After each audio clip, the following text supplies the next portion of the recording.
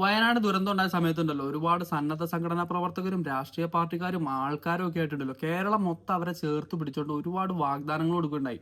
അന്ന് മുസ്ലിം ലീഗ് 105 വീടുകൾ നൽകാമെന്ന് പറഞ്ഞിട്ട് അതില് 37 കോടി രൂപ അവരൊരു ആപ്ലിക്കേഷൻ ഉണ്ടാക്കി അതിലൂടെ പിരിച്ചിട്ട് 51 വീട് ഓൾറെഡി നല്ല ഒന്നാം തരം വീട് പണിത് ആൾക്കാർക്ക് കൊടുത്തു. മുഖ്യമന്ത്രിയുടെ ദുരിതാശ്വാസ നിധിയിലേക്ക് ഫണ്ട് കൊടുത്തിട്ടുണ്ടല്ലോ 712.98 കോടി രൂപ പിരിച്ചതായിട്ട് സർക്കാർ ഇത് നിയമസഭയിൽ പറയുകയും ചെയ്തിട്ടുണ്ടായി. 410 വീടുകൾ പ്ലാൻ ചെയ്ത് 178 വീടുകളും അവസാനഘട്ട മെനിക്കോണിയിലാണ് പോയിക്കൊണ്ടിരിക്കുന്നത്. അതുകൂടാതെ ഈ ദുരന്തത്തിൽ അകപ്പെട്ടവരെ കടബാധ്യത എഴുത്തള്ളാനായിട്ട് 18.75 കോടി രൂപ മുഖ്യമന്ത്രിയുടെ ദുരിതാശ്വാസ നിധിയിൽ നിന്ന് എടുത്തിട്ട് അവരുടെ കട എഴുതിത്തള്ളുവാണ്. പിന്നെ ഓരോ കുടുംബത്തിലും പ്രായമായ 2 പേർക്ക് വെച്ചിട്ട് 300 രൂപ വീതം ഡെയിലി കൊടുത്തുകൊണ്ടിരിക്കുകയാണ്. ഇതിനെല്ലാത്തിനും പുറമേ ഉണ്ടല്ലോ സർക്കാരിന്റെ വീട് നമുക്ക് ടൗൺഷിപ്പിനകത്ത് വേണ്ട എന്നും പറഞ്ഞു പോയവർക്ക് 15.6 കോടി രൂപ മുടക്കിക്കൊണ്ട് 15 ലക്ഷം രൂപ വെച്ച് കൊടുത്തു വിടുവാണ്.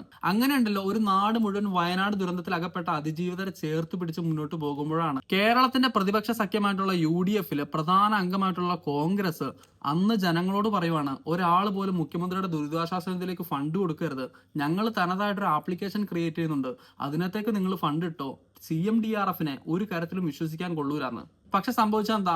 കോൺഗ്രസ് വയനാട്ടിൽ മരിച്ചു വീണ മൃതദേഹങ്ങളെ ചൂണ്ടിക്കാണിച്ചുകൊണ്ട് അവരുടെ ആപ്ലിക്കേഷനിലേക്ക് അവരുടെ സംഘടനാ സംവിധാനത്തിലേക്ക് പൈസ അയക്കുക എന്നും പറഞ്ഞ് കാണിച്ചിട്ട് ആ പൈസ ഓരോന്നായിട്ട് മുക്കിയത് മാത്രമല്ല, ശവം തൂക്ക് എന്ന സ്വരാജ് പറഞ്ഞ വാക്കിന് അന്വർത്ഥമാക്കും വിധം എങ്ങനെയാണ് ഒരു രാഷ്ട്രീയ പാർട്ടിക്ക്, വേണ്ട ഒരു ദേശീയ പാർട്ടിക്ക് ഇത്തരത്തിൽ അധപതിക്കാൻ കഴിയുക? നാടിന്റെ അഭിമാനമായിട്ടുള്ള DYFI എന്ന് പറഞ്ഞ പ്രസ്ഥാനം ഉണ്ടല്ലോ, അന്ന് ആക്രി പറക്കിയും കല്ല് പറക്കിയും കിണർ ക്ലീൻ ചെയ്തും ഒക്കെ ഉണ്ടാക്കിയ പൈസയാണ് 20 കോടി രൂപ മുഖ്യമന്ത്രിയുടെ ദുരിതാശ്വാസ നിധിയിലേക്ക് കൊടുത്തത്.